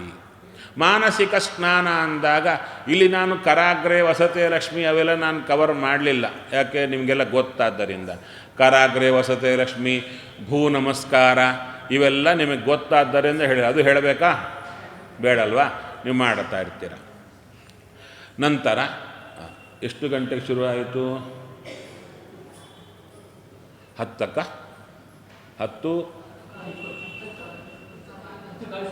ಕಾಲಕ್ಕೆ ಶುರು ಆಯಿತಾ? ಸರಿ, 11 ಕಾಲಕ್ಕೆ ಬಿಡೋಣ. ಅಂದರೆ ನಿಮಗೆ ಏನು ಸಿದ್ಧವಾಗಿದೆ ತಗೊಳ್ಳಿಕ್ಕೆ, ನಿಮ್ಮ ಶ್ರಮ ಆಗಿರುತ್ತೆ ಅಂತ ಸಿದ್ಧ ಮಾಡಿದ್ದಾರೆ. ಸರಿ, ನಂತರ ಮೃತ್ತಿಕೆಯನ್ನು ಧಾರಣೆ ಮಾಡಿ. ಮೃತ್ತಿಕೆಯನ್ನು ಧಾರಣೆ ಮಾಡುವಾಗಲೂ ಅಲ್ಲಿ ಭಗವಂತನ ರೂಪ ಸ್ಮರಣೆ. ಎಲ್ಲ ಕಡೆ ಏನು ನಮ್ಮ ಸುತ್ತೂ ಇರುವ ಭಗವಂತನಿಗೆ ಸೇವಾ ನಡೀತಾ ಇದೆ ಅಂತ ಅನುಸಂಧಾನ ಮಾಡುವಾಗ ದೇವರ ಸೇವಾ ಹೇಗೆ ಮಾಡಬೇಕು? ಏನೇ ಪದಾರ್ಥ ಏನೇ ಕೊಟ್ಟರು ಅವನ ರೂಪಗಳು ಅವನಿಗೆ ಕೊಡಬೇಕು. ಮೃತ್ತಿಕಾ ಧಾರಣೆ ಮಾಡಿದರೆ ಅಲ್ಲಿರುವ ರೂಪ ದೇವರಿಗೆ ಮೃತ್ತಿಕಾ. ಅಲ್ಲೇನು ಅನುಸಂಧಾನ? ಸ್ವಾಮಿ ಮೃತ್ತಿಕಾ ಹಚ್ತಾ ಇದ್ದೀನಪ್ಪ, ನಿನಗೂ ಮೃತ್ತಿಕಾನೋ? ನಿನಗೂ ಮೃತ್ತಿಕಾ ಹಚ್ಚಿದೆ, ಹೌದಲ್ವ? ಏನಂತ ಕೃಷ್ಣ ಹಚ್ಚಿಲ್ವಾ? ಶ್ರೀನಿವಾಸ ಮೃತ್ತಿಕಾ ಧಾರಣೆ ಮಾಡಿದ್ದ, ಸಂಧ್ಯಾವಂದನೆ ಮಾಡಿದ್ದ, ವಸಿಷ್ಠಾದಿಗಳಿಗೆ ನಮಸ್ಕಾರ ಮಾಡಿ ಸ್ನಾನಕ್ಕೆ ಹೋಗಿದ್ದ, ಎಲ್ಲ ಮಾಡಿ ತೋರಿಸಿದ್ನಲ್ಲ. ಅದೇ ಮಾಡಿ ಮೃತ್ತಿಕಾ ಹಚ್ಚು. ಇಲ್ಲಿ ಎಲ್ಲಿ ಬರ್ತಾ ಇದೆ ಪಾಯಿಂಟ್? ಅದು ಪ್ರತಿಯೊಂದು ಸಲ ನಿನಗೆ ನಿನಗೆ ನನಗೆ ನಿನಗೆ ನನಗೆ ಎಂಬುದು ಮಂತ್ರ. ಅದು ನಂದಲ್ಲ, ಅರಣ್ಯಕಾಚಾರ ಮಾಡಿದ್ದು ನಾನು ಹೇಳ್ತಾ ಇದ್ದೀನಿ. ಮೃತ್ತಿಕಾ ಹಚ್ಚುವ ಕಾಲಕ್ಕೆ ನಮ್ಮ ಸುತ್ತು ಇರೋ ಭಗವಂತನಿಗೆ ಮೃತ್ತಿಕಾ. ಚೆನ್ನಾಗಿದೆಯಾ? ಏನಾದ್ರು ಮಿಸ್ ಆಗಿದೆಯಾ? ಏನಾದ್ರು ಮಿಸ್ ಆಗಿದೆಯಾ?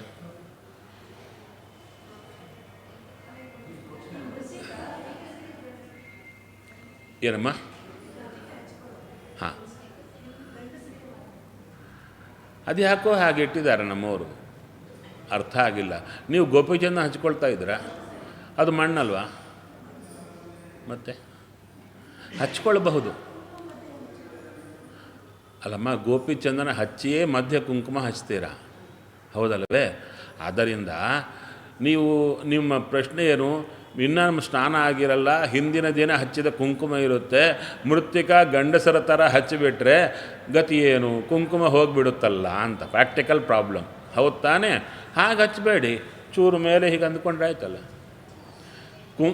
ಮೃತ್ತಿಕಾ ಧಾರಣೆ ಮಾಡಿ ಅಂತ ನಾವು ನಾಮತ್ತರ ಧಾರಣೆ ಮಾಡಿದರೆ ನೀವು ಹಣೆಗೆ ಚೂರು ಹಚ್ಚಿಕೊಳ್ಳಿ. ಉಡುಪಿ ಕಡೆ ಗಂಧ ಹಚ್ಕೊಳ್ತಾರಲ್ಲ, ನೀವು ಕುಂಕುಮ ಇಟ್ಕೊಳ್ತೀರಿ ಫಲಭಾಗಕ್ಕೆ, ಚೂರು ಮೃತ್ತಿಕಾ ಸ್ಪರ್ಶ ಮಾಡಿಕೊಳ್ಳಿ, ಸರಿ ಹೋಯ್ತಲ್ವಾ? ಮೋಸ್ಟ್ಲಿ ನಮ್ಮ ಸುಧಾದಲ್ಲಿ ಎಲ್ಲ ನಿರ್ಣಯ ಆಗ್ಬೋದು. ಏನು ವಾಕ್ಯಾರ್ಥಗೋಷ್ಠಿಯಲ್ಲಿ ಎಲ್ಲ ಆಗಿರ್ಬೋದು. ಆದರೆ ನನಗೆ ಈ ಹೆಣ್ಣು ಮಕ್ಕಳು ಗೋಪಿಚಂದನ ಹಚ್ಚಿಕೊಳ್ಳುವುದು ಹೇಗೆ ಅಂತ ಬಹಳ ಜನ ಪ್ರಶ್ನೆ ಮಾಡ್ತಾರೆ. ಅದು ಹೇಗೆ ನಿರ್ಣಯ ಮಾಡಬೇಕೋ ನಂಗೆ ಗೊತ್ತಾಗಿಲ್ಲ. ಯಾಕಂದರೆ ಎಷ್ಟು ಜನ ಹೆಣ್ಣು ಮಕ್ಕಳಿದ್ದಾರೋ ಅಷ್ಟು ರೀತಿಯಲ್ಲಿ ಹಚ್ಕೊಳ್ತಾ ಇದ್ದಾರೆ. ಅಷ್ಟು ರೀತಿಯಲ್ಲಿ ಹಚ್ಕೊಳ್ತಾರೆ. ಅವರು ಪ್ರಶ್ನೆ ಮಾಡುವುದು ಯಾರನ್ನ ಫಾಲೋ ಮಾಡಬೇಕೋ ಗೊತ್ತಿಲ್ಲ. ಎಲ್ಲರೂ ಯೂಟ್ಯೂಬಲ್ಲಿ ಕಾಣಿಸ್ತಾರೆ, ಅವ್ರವ್ರು ತಕ್ಕಂತ ಹೇಳ್ತಿದ್ದಾರೆ. ನಾವು ಯಾರನ್ನ ಫಾಲೋ ಮಾಡಬೇಕೋ ಗೊತ್ತಾಗಿಲ್ಲ ಅಂದರು. ಇಲ್ಲಮ್ಮ, ಇದಕ್ಕೆಲ್ಲ ಪಂಡಿತನ ಕರೆದು ಚರ್ಚೆ ಮಾಡೋಣ, ನನಗೂ ಗೊತ್ತಿಲ್ಲ. ಇದಕ್ಕೆ ಹೆಂಗಸರದ್ದು ಅಂತ ಪ್ರತ್ಯೇಕವಾಗಿ ಅದಕ್ಕೆ ನನಗೆ ಪ್ರಮಾಣಗಳು ನೋಡಿಲ್ಲ, ನೋಡಬೇಕಷ್ಟೆ. ಸರಿ, ಒಟ್ಟಾರೆ ಮೃತ್ತಿಕ ಹಚ್ಚಿಕೊಂಡು ನಂತರ ತುಳಸಿ ಜಲ ಇರುತ್ತಲ್ಲ, ಪ್ರೋಕ್ಷಣೆ ಮಾಡಿಕೊಳ್ಳಿಕ್ಕೆ ಅಡ್ಡಿ ಇಲ್ಲ, ಪ್ರೋಕ್ಷಣೆ ಮಾಡಿಕೊಳ್ಳೇಬೇಕು. ಅದರಿಂದ ಏನಾಗುತ್ತೆ, ಒಂದು ಸ್ನಾನ ಆಗಿತ್ತು. ತುಳಸಿ ಬೆಳಿಗ್ಗೆ ನೀರು ಹಾಕ್ತೀರಾ? ಯಾವಾಗ ಹಾಕ್ತೀರಾ? ಸ್ನಾನಕ್ಕೆ ಮೊದಲ ನಂತರವಾ ಅಂತ ಕೇಳೋದು. ನೀವು ಸ್ನಾನ ಆದ ಮೇಲೆ ಹಾಕ್ತೀರಾ. ಸ್ನಾನ ಆದ ಮೇಲೆ ಹಾಕೋದಾದರೆ ಸ್ನಾನಕ್ಕಿಂತ ಮೊದಲು ಕೂಡೋ ಕಾಲ ಪ್ರೋಕ್ಷಣೆ ಮಾಡಿಕೊಂಡು ನೀರೆಲ್ಲಿರುತ್ತೆ? ಅದಕ್ಕೆ ಕೇಳಿದೆ. ಎಲ್ಲ ಗಂಡಸರಿಗೂ ಹೆಂಗಸರಿಗೂ ಆಹ್ನಿಕ ಮಂಜರಿಯಲ್ಲೇ ಕೊಟ್ಟಿದ್ದು ಕ್ಲಿಯರ್ ಆಗೇನು ಅಂದರೆ, ಬೆಳಿಗ್ಗೆ ನಿಮ್ಮ ಸ್ನಾನಕ್ಕಿಂತ ಮೊದಲು ಹೋಗ್ಲಿಕ್ಕಿಂತ ಮೊದಲು ತುಳಸಿ ಮೃತ್ತಿಕ ಧಾರಣೆ ಮಾಡುವಾಗ ತುಳಸಿಗೆ ನೀರೆರೆದು ನಮಸ್ಕಾರ ಮಾಡಿ ಆ ಮೃತ್ತಿಕೆಯನ್ನು ಧಾರಣೆ ಮಾಡಿಕೊಂಡು ಹೋಗಬೇಕು. ಹೌದಾ? ತುಳಸಿಗೆ ನೀರು ಹಾಕುವ ಕಾಲಕ್ಕೆ ಏನಾದರೂ ಹೇಳಬೇಕಾ? ಹಾಗೆ ಹಾಕಿದ್ರೆ ಸಾಕ? ಎನ್ಮೂಲೆ? ಹೌದಾ? ಎಲ್ಲ ನಿನ್ನಲ್ಲೇ ಎಲ್ಲ ತೀರ್ಥಗಳಿವೆ, ದೇವತೆಗಳಿದ್ದಾರಮ್ಮ, ನಿನ್ನಲ್ಲೇ ದೇವರಿದ್ದಾರೆ, ನೆನೆಸಬೇಕಲ್ಲ. ಆಕೆಯನ್ನು ನೆನೆಸಿ ಅಲ್ಲಿ ತೀರ್ಥ ತಗೊಂಡ್ರೆ ಏನಾಗುತ್ತೆ? ಪ್ರೋಕ್ಷಣೆ ಮಾಡಿಕೊಂಡ್ರೆ ಎಲ್ಲ ತೀರ್ಥ ಸ್ನಾನ ಮಾಡಿದ್ದಾಯ್ತಾ? ಮೆಕ್ಯಾನಿಕಲ್ ಆಗಲ್ಲದೆ ನಿಜವಾಗೂ ಆಯಿತಾ ಸ್ನಾನ? ಆ ಪ್ರೋಕ್ಷಣೆ ಪೂರ್ಣ ಮೈಯೆಲ್ಲ ಮಾಡಿಕೊಂಡ್ರೆ ಆಯ್ತಲ್ಲ, ಮಾಡಿಕೊಂಡ್ರೆ ಪೂರ್ಣ ಸ್ನಾನ ಆಯಿತು. ಅಂದರೆ ಎಲ್ಲಿ ಬಂದೆ ನಾನು? ಹಲ್ಲು ತಿಕ್ಕಿದಾಯಿತು, ಶುದ್ಧವಾಗಿ ಸ್ನಾನ ಮಾಡಿಲ್ಲ, ಸ್ನಾನಕ್ಕಿಂತ ಮೊದಲು ದೇವರ ಚಿಂತನೆ ಮಾಡ್ಬೋದಾ ಇಲ್ವಾ ಅಂತ ಪ್ರಶ್ನೆ. ಅದೇನೋ ಮೈಲಿಗೆ ಇನ್ನೂ ಬಿಟ್ಟಿಲ್ಲ ಅಂತ. ಇಲ್ಲ, ಆ ಪ್ರೋಕ್ಷಣೆ ಮಾಡಿಕೊಂಡ ಕೂಡಲೇ ಎದ್ದಕ್ಕೆ ದೇವರ ಸ್ಮರಣೆ ಮಾಡಿದ ಕೂಡಲೇ ಮೈಲಿಗೆ ಬಿಟ್ಟು ಹೋಗುತ್ತೆ. ದೇವರನ್ನು ಮರೆತಿರೋದೇ ಮೈಲಿಗೆ, ನೆನಪಾಗೋದೇ ಮಡಿ. ದೇವರ ನೆನಪಾದರೆ ಮಡಿ. ಆದ್ದರಿಂದ ಅದಕ್ಕೆ ಹೇಳ್ತಾರೆ, ಯಾರಾದರೆ ದೇವರನ್ನು ತಮ್ಮ ಸುತ್ತು ಸದಾ ಸ್ಮರಣೆ ಮಾಡುತ್ತಾರೆ ಅವರಿಗೆ ಇರುವವೇ ಮೈಲಿಗೆ ಮಡಿ ವಿಧಿ ನಿಷೇಧಗಳು ಅವ್ರಿಗಿರುತ್ತಾ ಅಂತ ದಾಸರಾಯರು ಕೇಳ್ತಾರೆ. ಅಂದರೆ ಅರ್ಥ ಏನು? ಅಲ್ಲೂ ಸ್ಮರಣೆ ಮಾಡೋದು ಹೇಗೆ ದೇವರನ್ನು? ನಾರಾಯಣ ವಾಸುದೇವ ಸಂಕರ್ಷಣೆಯಲ್ಲಿ ಕೆಳಗಿನಂಗದಿ ಸಂಕರ್ಷಣ, ಎಡಬಲಗಳಲ್ಲಿ ಪ್ರದ್ಯುಮ್ನ ಅನಿರುದ್ಧ. ಗೊತ್ತು ಮಾಡ್ತಿದ್ದೀರಾ? ಇಲ್ಲ ಅಲ್ವಾ? ಬೆಳಿಗ್ಗೆದ್ದು ಕೂಡಲೇ ಮಾಡಲಿ, ಅವನಿದ್ದೇ ಇರ್ತಾನಲ್ಲ. ಸ್ನಾನ ಮಾಡ್ತಿದ್ರಾ? ಒಳ್ಳೆಯದು. ಸದಾ ಕಾಲ ಮಾಡಿ. ಯಾವಾಗ ಆಗುತ್ತೋ ಆ ಸ್ಮರಣೆ ಮಾಡಿಕೊಳ್ತಾ ಬಂದರೆ ಸದಾ ಶುಚಿ.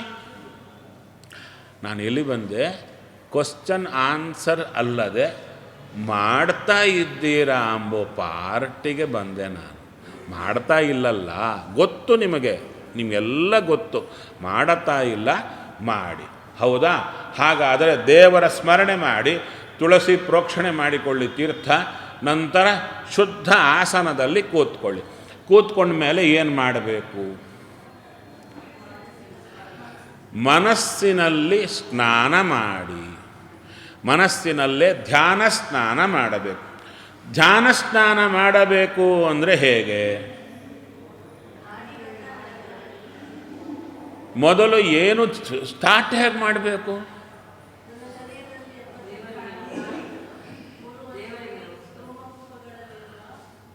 ಒಂದು ನಿಮಿಷ ಅಲ್ವಾ? ಸ್ಟಾರ್ಟ್ ಹೇಗೆ?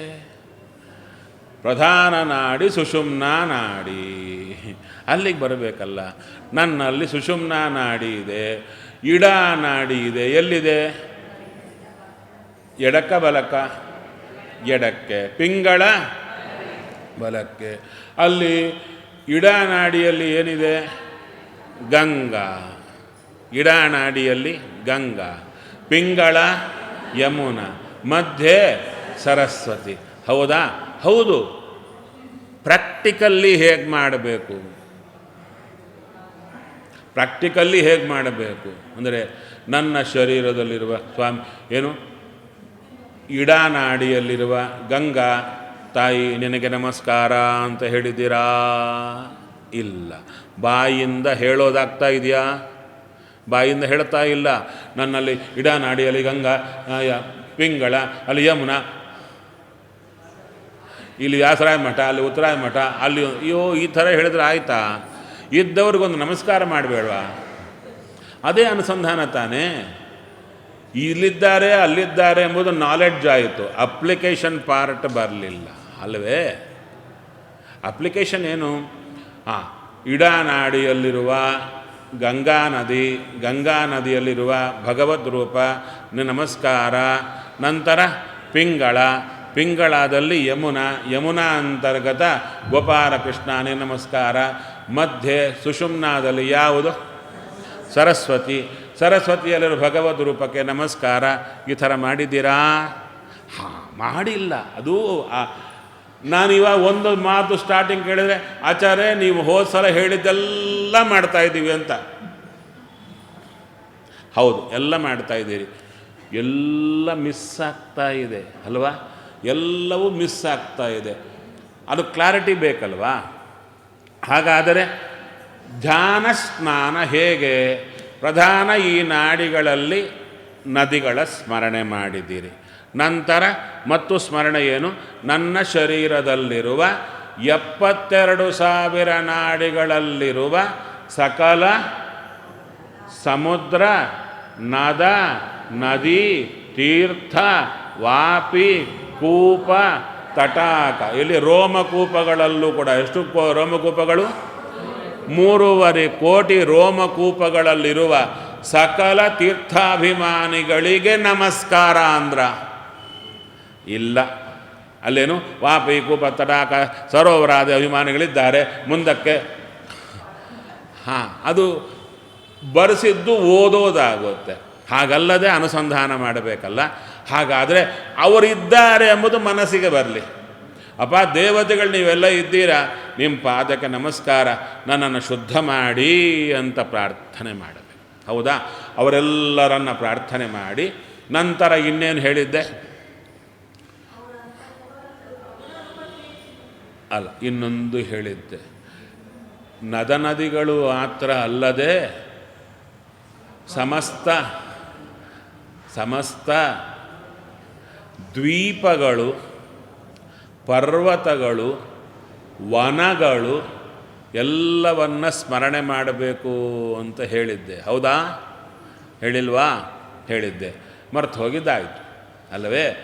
ಅನುಸಂಧಾನದಲ್ಲೇ ಮರ್ತು ಹೋಗಿತ್ತು. ಏನು ಮರ್ತು ಹೋಗಿತ್ತು?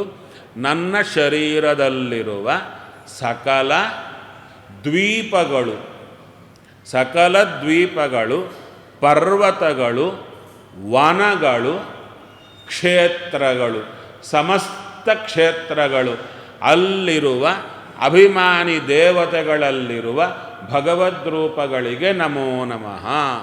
ಆಯಿತಾ? ಕ್ಲಿಯರಾಗಿ ಸ್ಟೆಪ್ ಬೈ ಸ್ಟೆಪ್ ಬರ್ತಾ ಬನ್ನಿ. ಅದರಲ್ಲಿ ಒಂದು ಫಾರ್ಮ್ ಇರಲಿ. ಅವಾಗೇನಾಗತ್ತೆ, ನಿಮಗೆ ಮರೆಯೋದು ಎಂಬುದು ಇರಲ್ಲ. ಕ್ಲಿಯರ್ ಫಾರ್ಮ್ಯಾಟ್ ಇದ್ದರೆ, ನೀವು ಬ್ಯಾಂಕಲ್ಲಿ ಹೋದೊಂದು ಫಾರ್ಮ್ಯಾಟ್ ಕೊಡ್ತಾರೆ, ಅದರಲ್ಲಿ ಮರ್ತೋಗೋದಿಲ್ಲ. ಕಂಪಲ್ಸರಿಯಲ್ಲಿ ಕೂತಿರುತ್ತೆ, ಫಿಲಪ್ ಮಾಡಬೇಕಿಲ್ಲ ಅಂದರೆ ಹೆಡ್ಡಿಂಗ್ ಆಗ್ತಾನೆ, ನೋಡಿದ್ದು ಫಿಲಪ್ ಮಾಡಿಲ್ಲ ಅಂತೇಳಿ. ಹೌದು ತಾನೆ? ಆ ಥರ ಕ್ಲಿಯರ್ ಫಾರ್ಮ್ಯಾಟ್ ಇದ್ದರೆ ಸರಿ ಹೋಗುತ್ತೆ. ಹಾಗಾದರೆ ನಮ್ಮಲ್ಲಿ ಏನೇನು ಚಿಂತನೆ ಮಾಡಿದ್ದೀವಿ? ನಾಡಿಗಳಲ್ಲಿ ರೋಮಕೂಪಗಳಲ್ಲಿರುವ ಸಮಸ್ತ ಸಮುದ್ರ, ನದ, ನದಿ, ತೀರ್ಥ, ವಾಪಿ, ಕೂಪ, ತಟಾಕ, ದಿವಿಜರನ್ನ ಅಭಿಮಾನಿ ದೇವತೆಗಳು, ಅಲ್ಲಿ ಭಗವದ್ರೂಪಗಳ ಸ್ಮರಣೆ. ನಂತರ ಸಮಸ್ತ ದ್ವೀಪ, ಬರ್ಕೊಳ್ಳಿ, ಸಮಸ್ತ ದ್ವೀಪ ನನ್ನ ಶರೀರದಲ್ಲಿರುವ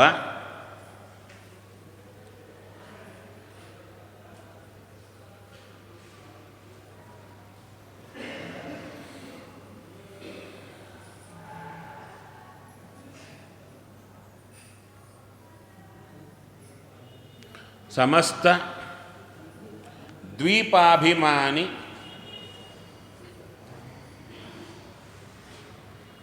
ಪರ್ವತಾಭಿಮಾನಿ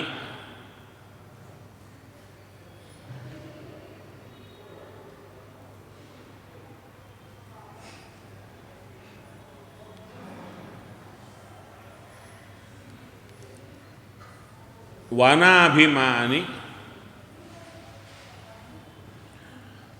ಸಕಲ ಕ್ಷೇತ್ರಾಭಿಮಾನಿ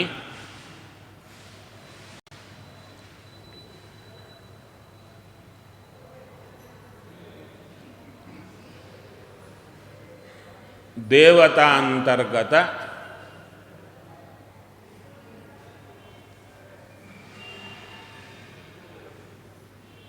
ವಾದಿರಾಜ ಗುರುವಂತರ್ಗತ ಭಾರತೀರಮಣ ಮುಖ್ಯ ಪ್ರಾಣಾಂತರ್ಗತ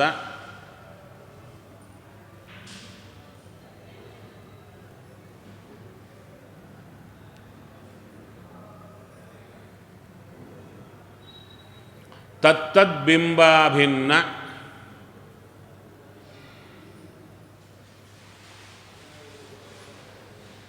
ನನ್ನ ಬಿಂಬಮೂರ್ತಿಗೆ ನಮೋ ನಮಃ.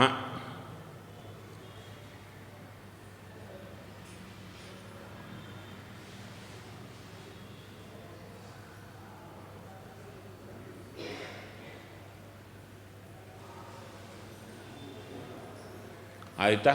ಇಷ್ಟ ಆಯಿತು. ಈಗ ಸ್ನಾನ ಮಾಡಬೇಕು,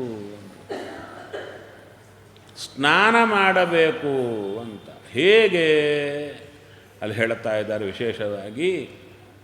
ನೋಡಿ, ನೀವು ಹೊರಗಡೆ ಸ್ನಾನ ಮಾಡೋದು ಹೇಗೆ ಮಾಡ್ತೀರಾ? ಇದನ್ನು ದಾಸರಾಯರು ಒಂದು ಮಾತು ಹೇಳ್ತಾರೆ. ಧೀರರು ಅನುದಿನ ನಾಡಿ ನದಿಗಳಲ್ಲಿ ಮಜ್ಜನಾದಿಗಳಿಂದ ಸುಖಿಸುವರು ಅಂತ. ಹೌದಾ? ಹೊರಗಿನ ನದಿಯಲ್ಲಿ ಸ್ನಾನ ಮಾಡೋದು ಗೊತ್ತು, ಒಳಗಿಂದರಲ್ಲಿ ಸ್ನಾನ ಹೇಗೆ? ಬಾಯಿಯಿಂದ ಹೇಳಬಹುದು, ಮಾಡೋದು ಹೇಗೆ ಪ್ರಾಕ್ಟಿಕಲ್ಲಾಗಿ ಅದು ನಾನು ಹೇಳ್ತಾ ಇದ್ದೇನೆ. ಇದು ಮಾಡಿಲ್ಲ, ಮಾಡಬೇಕಾಗಿದ್ದು ಹೀಗೆ. ಏನು? ಹೊರಗಿನ ಸ್ನಾನ ಮಾಡುವಾಗ ಅನುಸಂಧಾನ ಏನು ಮಾಡ್ತೀರಿ?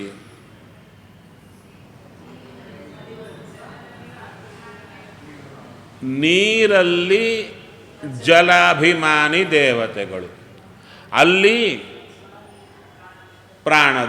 ತತ್ವಾಭಿಮಾನಿಗಳು, ಅಲ್ಲಿ ಪ್ರಾಣದೇವರು, ಅಲ್ಲಿ ದೇವರು.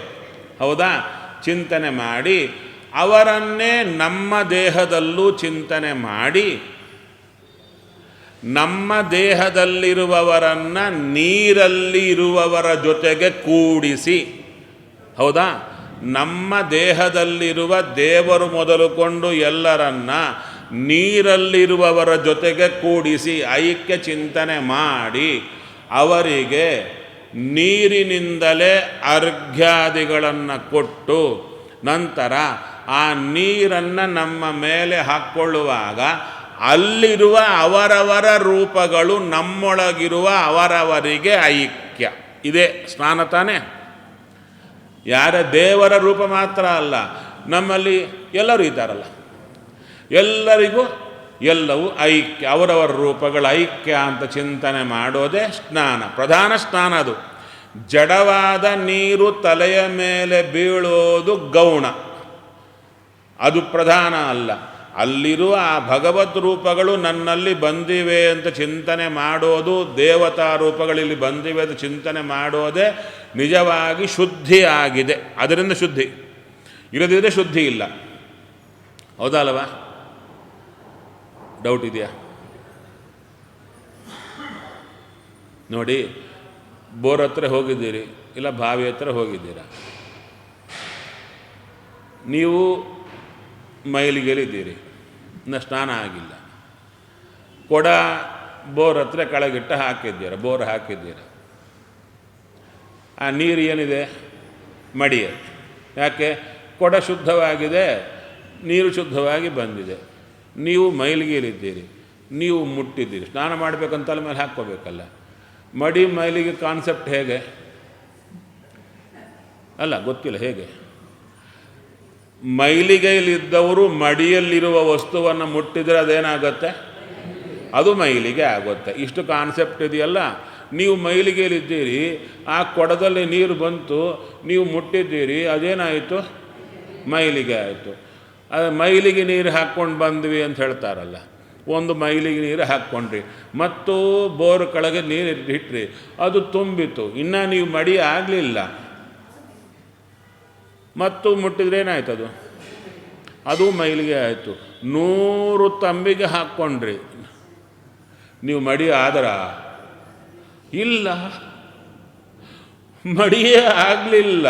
ಕೆಲವರಿಗೇನು 108 ತಂಬಿಗೆ ಹಾಕ್ಕೊಂಡೆ ಮಡಿ ಆಗಿಬಿಡ್ತೀವಿ ಅಂತ ಲೆಕ್ಕ ಇರುತ್ತೆ. ಇಲ್ಲ, ಮಡಿ ಆಗೋದು ಹೇಗೆ? ಅಲ್ಲಿ ಭಗವಂತನ ಚಿಂತನೆ ಮಾಡಿದರೆ ಮಡಿ, ಇಲ್ಲದಿದ್ದರೆ ಮಡಿಯೇ ಇಲ್ಲ. ಶುದ್ಧ ಮೈಲಿಗೆಯಲ್ಲೇ ಇರ್ತೀವಿ. ಒದ್ದೆಯಿಂದ ಮಾಮೂಲಾಗಿ ಈ ಮೈಲಿಗೆಯಲ್ಲಿ ಇರ್ತೀವಿ, ಅದು ಒದ್ದೆ ಉಟ್ಟುಕೊಂಡು ಮೈಲಿಗೆಯಲ್ಲಿ ಇರ್ತೀವಿ, ಅಷ್ಟೇ, ಇನ್ನೇನು ಇಲ್ಲ. ಶುದ್ಧ ಮೈಲಿಗೆ ಇರ್ತೀವಿ. ಆದ್ದರಿಂದ ಮಡಿ ಆಗೋದು ಹೇಗೆ?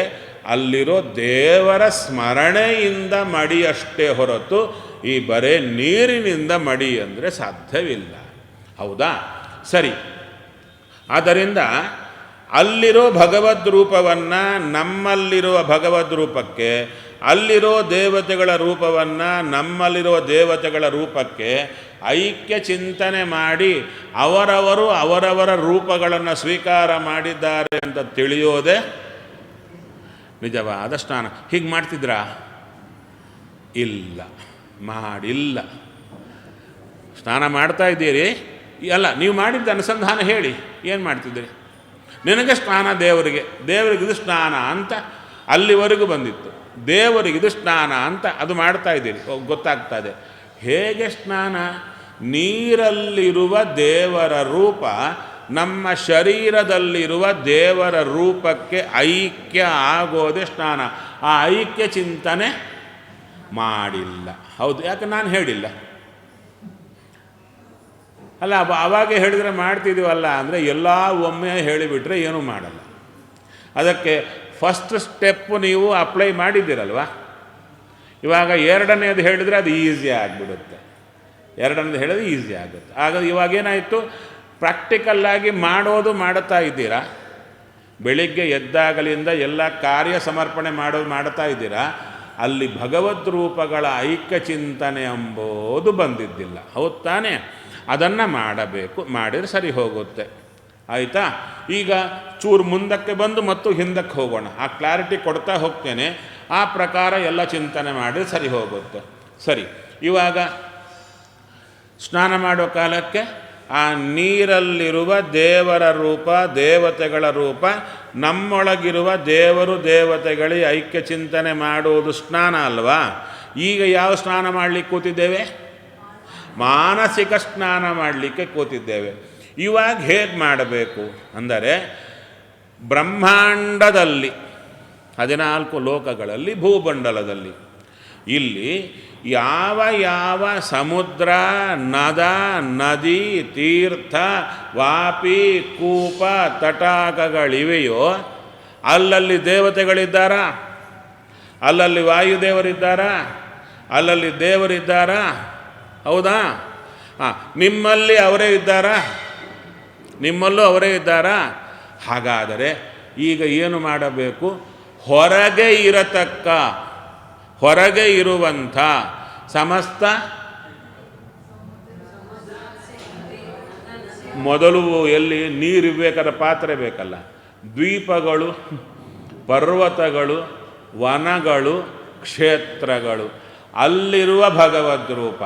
ನಂತರ ಸಮಸ್ತ ಸಮುದ್ರ, ನದ, ನದಿ, ತೀರ್ಥ,